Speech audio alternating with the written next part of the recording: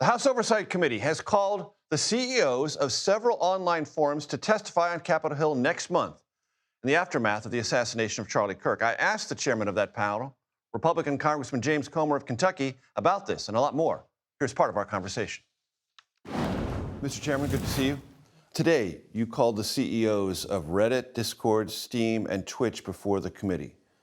What do you want to hear? And what role, if any, do you believe these four platforms play in elevating or giving visibility to rhetoric that leads to or inspires violence? We don't know that they are part of the problem, but we have a lot of questions. And several members of the Oversight Committee who are a lot more knowledgeable about those platforms than I was prior to the Charlie Kirk assassination.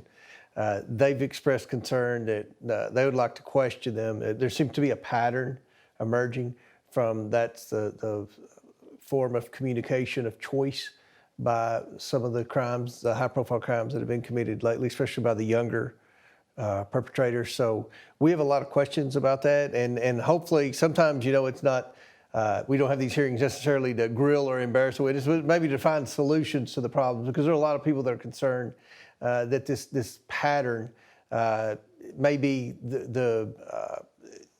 because of some form of business model that they may have. Meaning, if I understand you correctly, Mr. Chairman, some of your committee members fear or have come to believe that communications on these platforms feel to a younger cohort in our country less visible, and so they're more comfortable discussing things that they are maybe contemplating?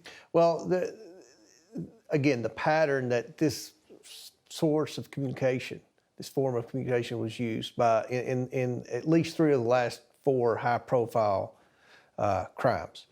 And there are members that have concerns that there could be, you know, some type of behavior that could be either detected prior. I don't know how that would work, but they have some specific questions. And then as far as, you know, is there a reason that these criminals have started using that platform? Is there some type of, you know, marketing or some type of lure that lures them in and maybe brings people together that communicate that may not be planning things in the best interest of the American people? Several administration officials have discussed crackdowns on what they have described in public. This includes the Vice President, J.D. Vance, leftist groups or non-governmental organizations that they contend do things to foment violence in our country of a political nature. Is the committee going to be involved in inquiries along those lines? I don't know. It's been announced that the Department of Justice is looking into something along those lines. I know that there are several people, including Chip Roy, that have written a letter asking Speaker Johnson to form a select committee on that. But there's not been anything from our committee standpoint or from the leadership standpoint that's directed us on the Oversight Committee to do anything. Do you share those concerns, and might you organize the committee in that direction? Well, we know that there's a lot of funding of these indivisible groups. You know, there are a lot of liberal groups. Four of the last six public events I had protesters outside, and they were part of an indivisible group that's a subsidiary of a Soros-funded group. And you know, there's concern, I guess, among some. I'm not that worried about the protesters or the organized things, but you know, after the Kirk assassination, there's some members that feel, you know, are there some of these left-wing groups trying to get members to go to things outside in public where they can be sitting ducks and things like that. I don't think that, but there are always... You don't think that? I don't think that, but I do think that there are a lot of NGOs that are being funded by left-wing groups that are creating havoc. I mean, they're trying to disrupt meetings. The protesters at my meeting in Paducah, Kentucky, when they left, when the crowd left, they were getting up in their face and things like that. So that's not... You know, that crosses the line of free speech. Meaning it becomes physical confrontation. But as a baseline threshold matter, protest in this country, however it's funded, protected by the First Amendment, protected by the Oversight Committee, respected as a form of political communication in this country. It is, as long as there's no violence. As long as there's no violence. That's an absolute benchmark for you in the committee. Sure.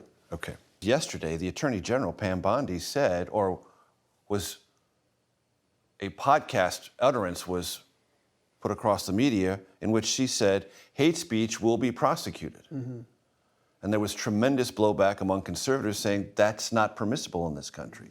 Were you alarmed by those remarks? Well, I don't know. You know, sometimes people say things and they don't come out the way they mean. Sometimes the media is taking them out of context. I think Pam Bondi, certainly it's a fair question to ask her what she meant by that. But I do think that there's a concern about the increased political temperature in America and the result being more violence. Many of us believe that the majority of the last several mass shootings and high-profile crimes have been committed by people that are more on the liberal end of this political spectrum than conservatives. Now, some of the media would disagree with that, but I'm pretty confident, and I'll say that. I'm not just blaming the left. Both parties, both sides can share blame for increased political rhetoric. But at the end of the day, I think... And there are victims on both sides. There are victims on both sides. Minnesota there are bad actors legislatures, on both sides. Governor Shapiro in Pennsylvania, Speaker Pelosi's husband. I mean, there are victims on both sides. Of course. You acknowledge that? Yeah, I do acknowledge that. Okay. I do. But it is true that hate speech is not prosecutable in this country.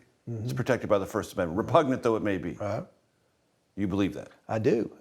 I would assume that Pam Bondi believes that hate speech that is directed towards an end goal of violence or criminal behavior would be prosecuted. That's what I would assume she would mean by that, but you would have to ask her that.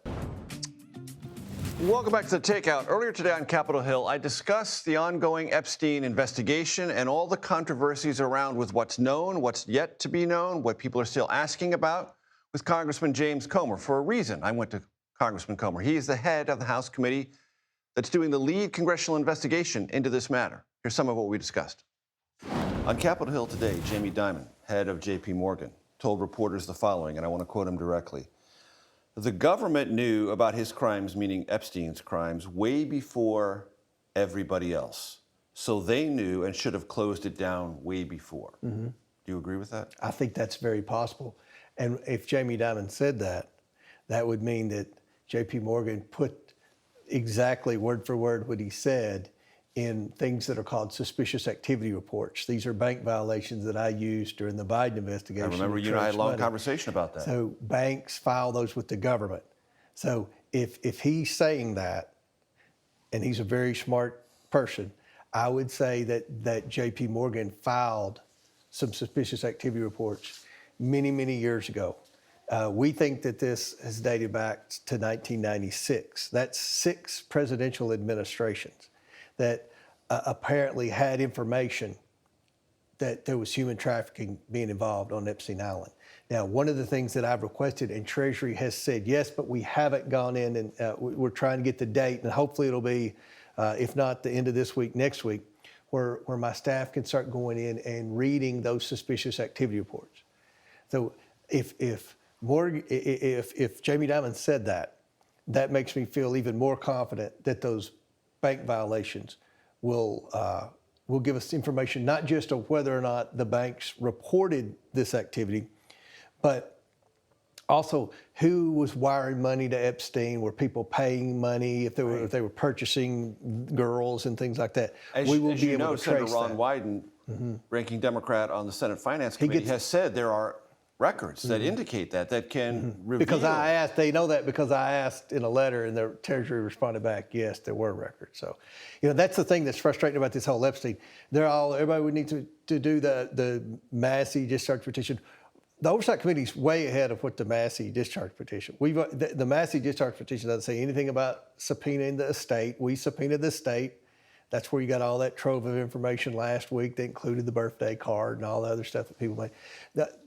We did that. We asked for the bank violation. So all this information that's coming out today is because we've asked if there were bank violations, and we got an answer back, yes. Then we asked Treasury, can we go in and look at them? And they said yes. So the Trump administration is cooperating with our investigation. I think we're a lot further along than people realize. For those who are trying to follow this, want to understand what you're conveying about the suspicious reports, what might that help you, the committee, and the country piece together?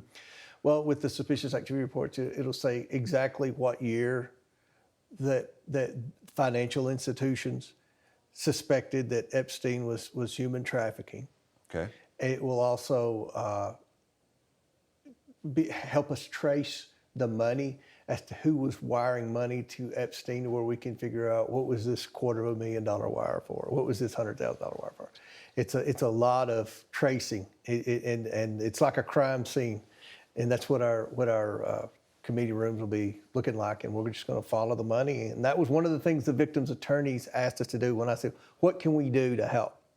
In a 2.5-hour meeting with 4 or 5 Epstein victims and their attorneys, they said, follow the money, do like what you did in the Biden investigation. And that started with those bank violations. And that's, if Morgan said that today, I hadn't heard he said that, then that's a good sign that there's something there. And so your pledge to the American people is you're going to follow the money? Absolutely. Wherever it leads? Wherever it leads. And do you believe that in the process of following the money, there might be activity that could become criminally prosecutable? I don't know. I would assume, but I don't know that for sure. The reason I ask is you well remember, Mr. Chairman, when the FBI and the Justice Department put out its 2-page memo, it said, we don't believe there's any reason to pursue any other individuals for prosecution. And that alarmed survivors and victims, saying, wait a minute, there had to be other people involved. So this is one of the things you're trying to bring to the surface. Right. Well, one of the things that we've tried to do in meeting with the victims and their attorneys is give us names of people that you suspect were involved, and we'll try to follow Where that. is there anything you can say about that part of it?